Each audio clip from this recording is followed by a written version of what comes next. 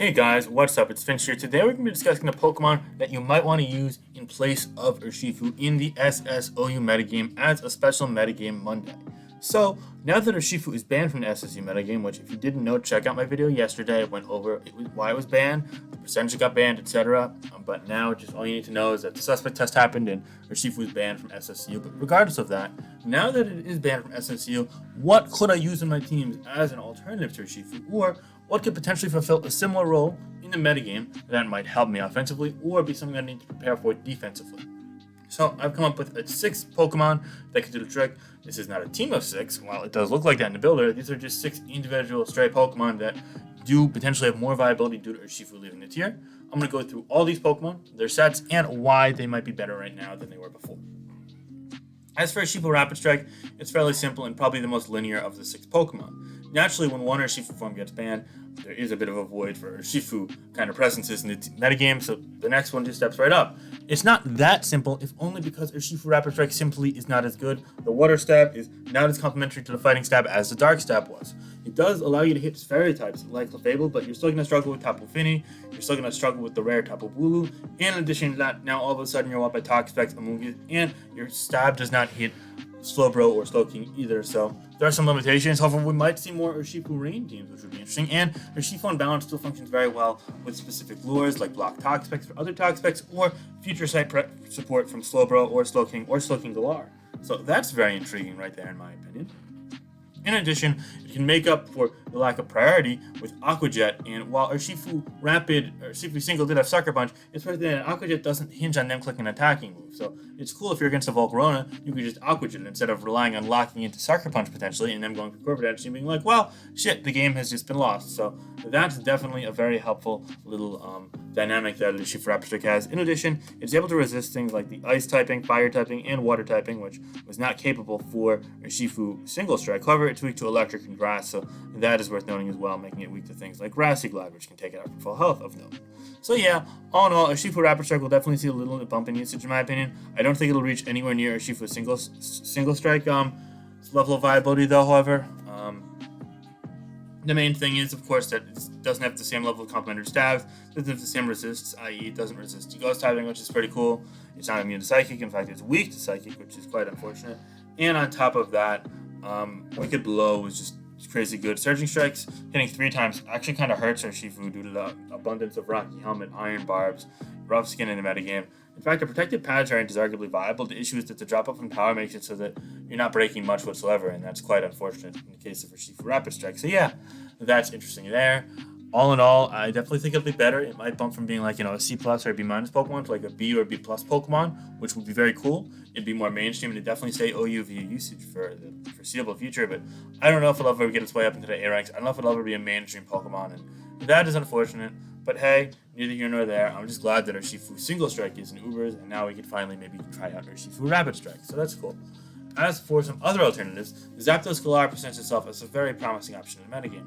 Well, I've been pretty low on this Pokemon for a long time, especially due to the fact that I believe Urshifu was more consistent than on just about every single team archetype. It did have a niche on Sticky Webs archetypes, being able to thwart defog attempt by getting a Defiant boost when they were used and letting it become an absolute wrecking ball.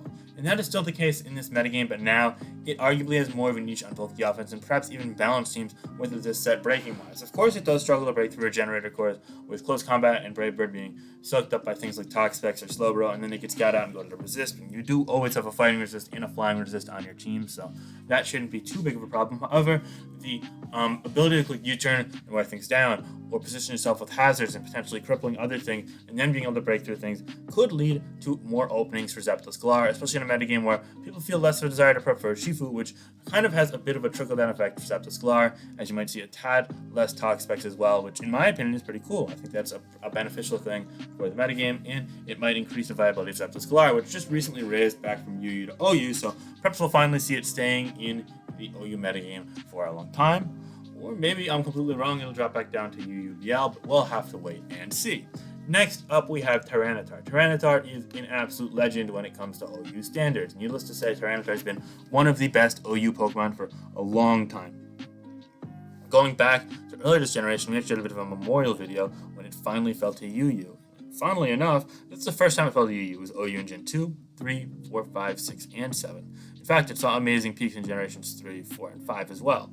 Now, unfortunately, with Sand being less permanent, and now Pursuit also being gone, it's a bit less effective in the metagame. But it still remains OU due to Sand archetypes, especially with Excadrill, being quite effective in the metagame right now, and having a great special defensive set. However, we haven't really considered the offensive options with Tyranitar, and seeing as we just lost a potent, strong offensive Dark type, perhaps it's time for an old classic, a Choice Band Tyranitar, to make its reappearance in the metagame. While it can't use a boosted Pursuit to trap things necessarily this generation due to lack of Pursuit, it does have a lot of other things going for it, such as coverage and strong, spammable stabs, with Crunch hitting virtually everything that's not a fairy or a fighting type.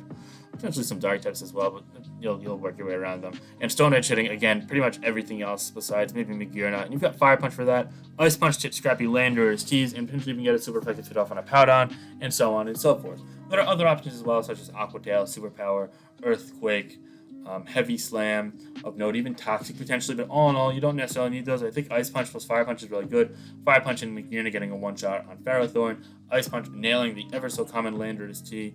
All in all, though, you can do a lot of things, and I think that Choice Band Tyranitar is going to find some more openings in its metagame, maybe paired with Wish or Teleport support, or potentially even both, and really thrive as a more offensively oriented breaker as opposed to the special defensive set, which people are more used to, and I think that's a cool thing that I'm really hoping that we see more and more of as the metagame develops. Next up is Bisharp, a Pokemon that might be a bit more support reliant, as much like Zapdos Galar, it's reliant on Defiant to really be, rhyme was unintentional, by the way, reliant on Defiant, to be more of a consistent breaker.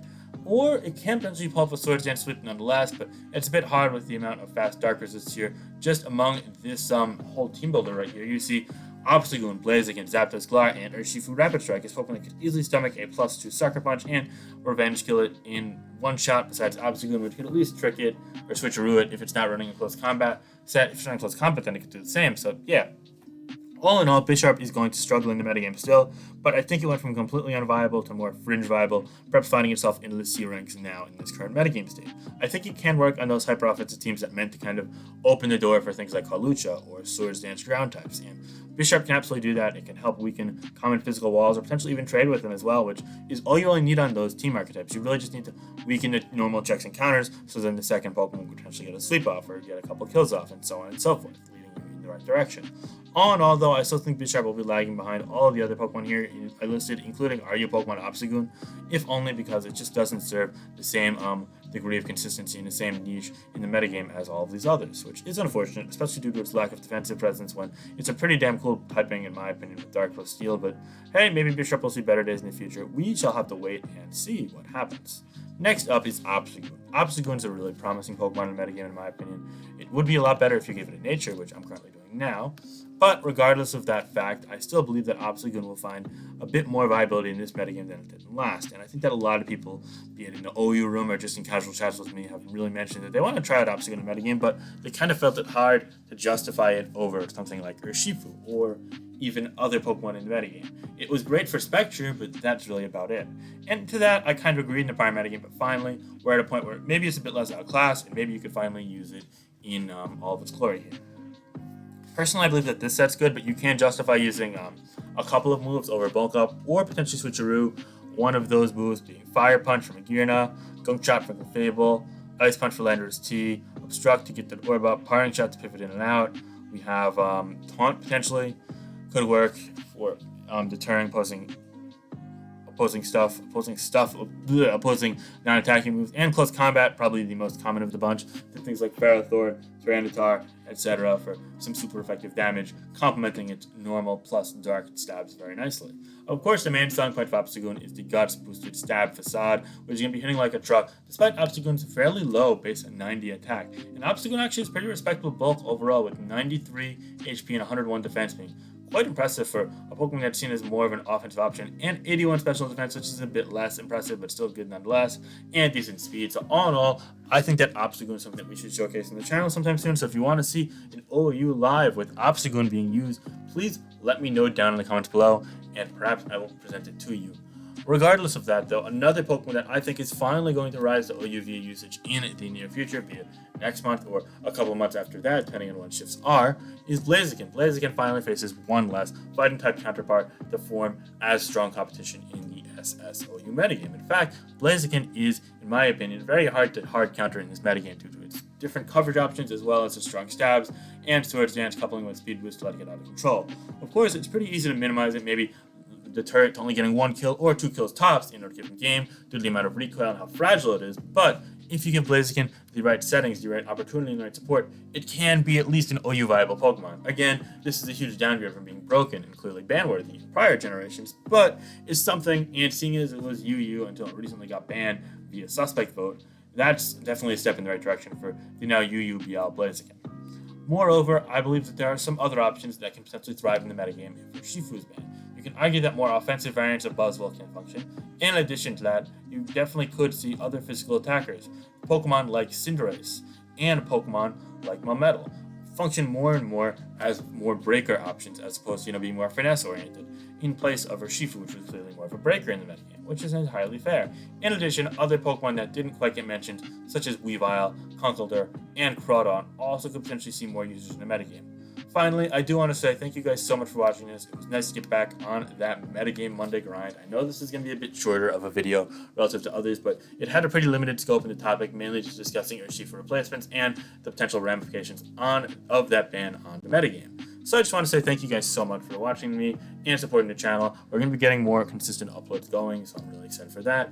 And in addition to that, I want to say if you guys have any thoughts on the video or what I said in the video, which is basically just a video, so I don't know why I added that, please let me know down in the comments below.